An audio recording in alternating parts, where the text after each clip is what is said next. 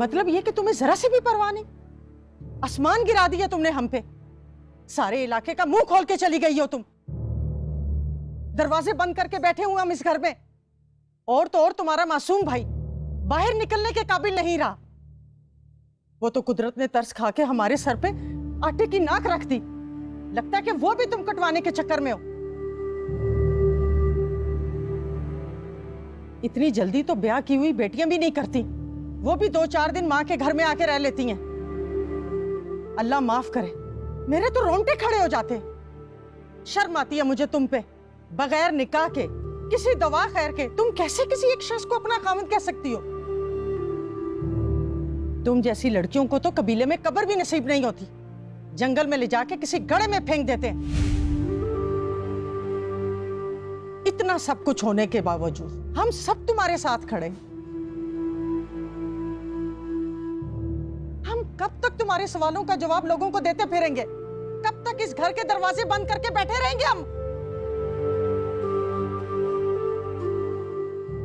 तुम्हारी माँ बिल्कुल ठीक कह रही है शीरी।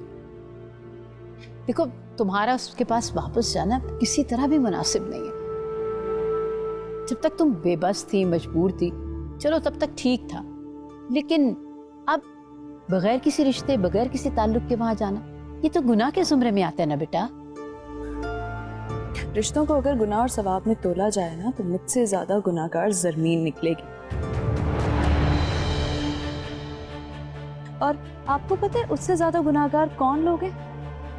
वो लोग जो उस रिश्ते के साथ उसे जोड़ना चाहते हैं जिसके साये से भी वो नफरत करती है।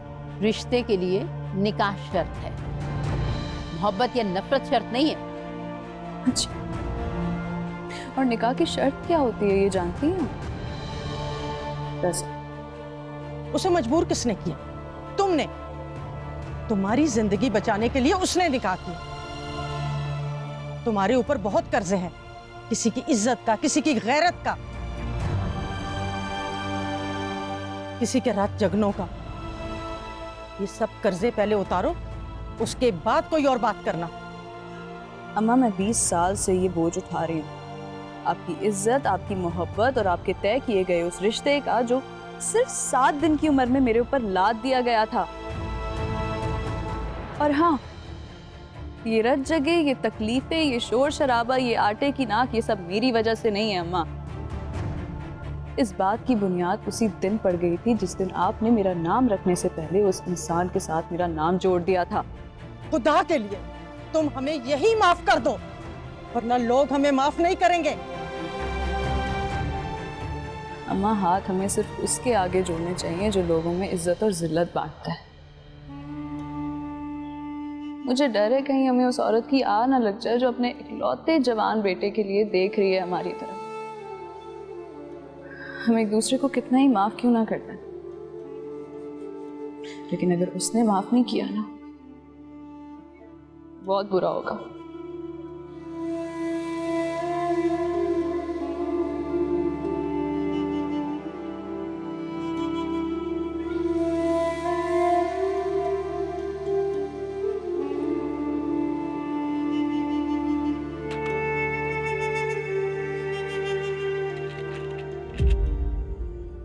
आज के बाद तुम्हें मेरा कोई काम करने की जरूरत नहीं है।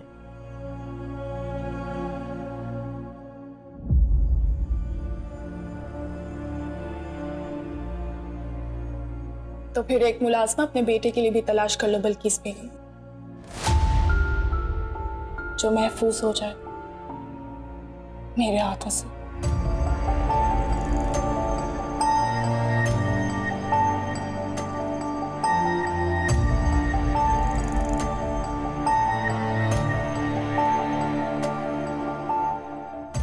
अब फिर जा रही हैं अभी? वापस कब आएंगी?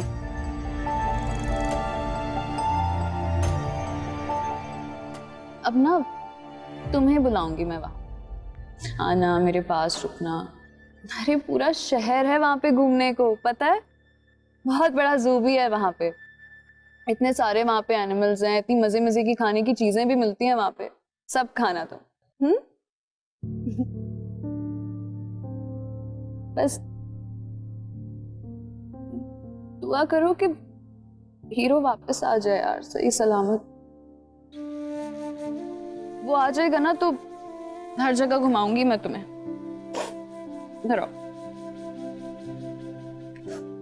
करोगे ना दुआ मेरे लिए?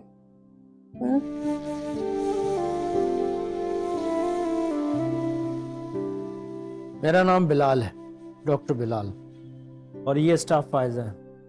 तुम बहुत दिनों से बेहोश थे, इसने बहुत ख्याल रखा है तुम्हारा।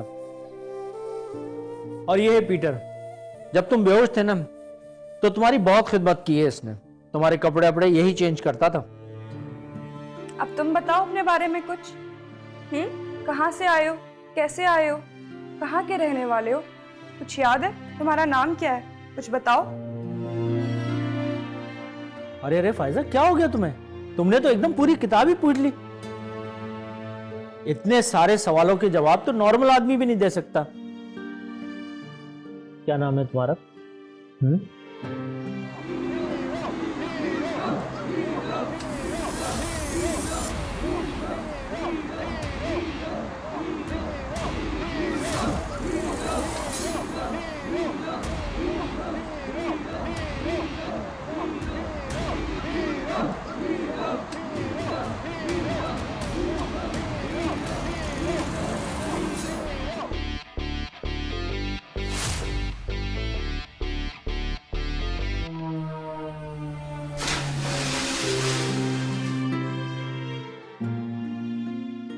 हाँ हाँ बताओ ना।